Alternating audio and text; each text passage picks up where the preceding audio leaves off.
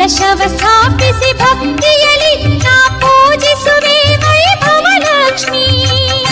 ಹಾಲುಂಡು ಹೋಗೆ ನಾಗಮ್ಮ, ಹಾಲು ಕೀರುಂಡು ಹೋಗೆ ನಾಗಮ್ಮ, ಬಾಗಿನ ಕೊಳ್ಳೆ ನಮ್ಮಮ್ಮ, ನಾರಿನವನಾಗ ದೋಷ ಕಳಿ. ಈ ಬಾಳಿನ ಸಾಗರದಲ್ಲಿ ಆ ದೇವನು ಬರೆದ ಕಥೆಯಲ್ಲಿ ಯಾರಿಗೆ ಯಾರು ಶಾಶ್ವತವು ಇಲ್ಲಿಯವರೆಗೆ